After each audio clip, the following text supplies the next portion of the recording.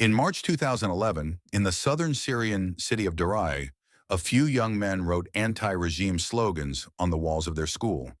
What could have remained a small act of protest turned into a raging fire after the Assad regime's disproportionate response. The youths were tortured in police custody, and when their families demanded answers, funerals quickly became protests. Within weeks, the same slogans echoed in the streets of Homs, Hama, Aleppo, and Damascus. The people want the regime to fall. Assad's forces responded with live bullets, and hundreds were killed in just a matter of weeks. On television screens around the world, shocking images of bloodied demonstrators filled the airwaves. At the time, Turkey enjoyed close relations with Assad. President Erdogan called him "my brother Assad," and their families were photographed side by side. But that picture changed dramatically. Ankara first attempted to persuade Assad toward reforms. Then Foreign Minister Ahmet Davutoglu traveled to Damascus several times, holding hours-long meetings with Assad, urging him not to spill blood and to listen to his people. But Assad stubbornly refused. As the killings mounted, Turkey's tone hardened. Erdogan went live on television and declared to the world, "Tyranny cannot bring prosperity. Turkey stands with the people of Syria."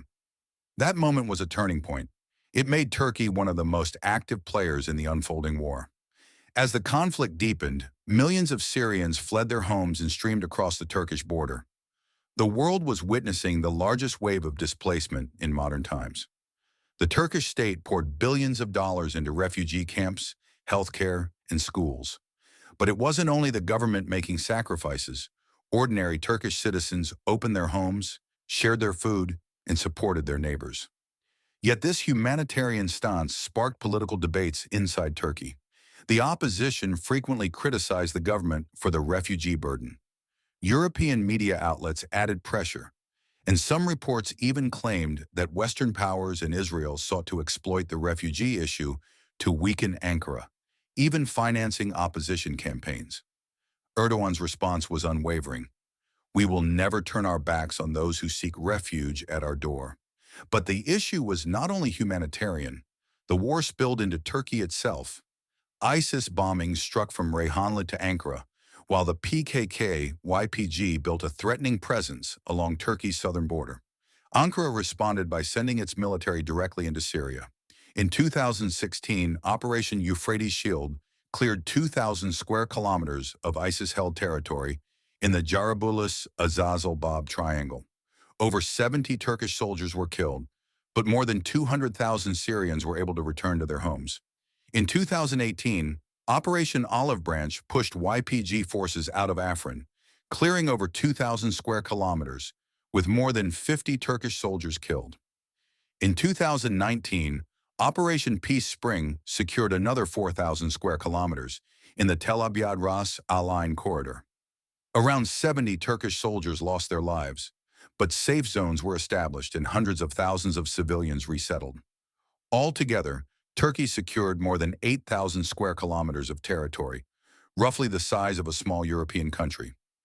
These zones not only reduced the terrorist threat, but also enabled the safe return of Syrian civilians. Behind these military operations stood a single vision: preserving Syria's territorial integrity, allowing its people to shape their own future, and helping to build a modern, independent society. Turkey supported not just security, but also economic revival, reopening trade routes, reviving agriculture, and building marketplaces. The goal was to clear the wreckage of war and replace it with prosperity. Western media often labeled this policy as neo-Ottomanism, but Ankara's answer was always clear. This was not expansionism, but a humanitarian stance. Erdogan repeatedly said, "Our only aim is to shield the oppressed." Foreign Minister Hakan Fidan stressed, "Turkey's struggle is for the will of the Syrian people. We have no eye on another nation's land." Intelligence Chief Ibrahim Kalin echoed, "Turkey is the side that defends peace both on the ground and at the table." Still, not everyone welcomed this vision.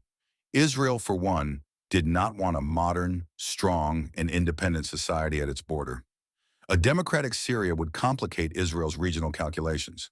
Meanwhile, the United States was pursuing a very different project: establishing a Kurdish state in northern Syria. Billions of dollars were funneled to the YPG-PYD. Pentagon reports show that since 2015, over $10 billion has been directed to these groups, funded directly by American taxpayers.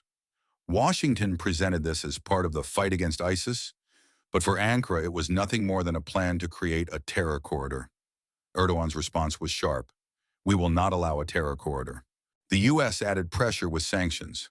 CAATSA measures were imposed, Turkey was expelled from the F-35 program, and restrictions were placed on its defense industry.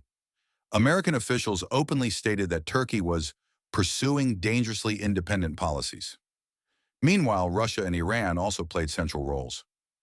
Russia, Assad's main backer, bombed Aleppo and Idlib from its Maymim airbase, but at the same time engaged with Turkey through the Astana process.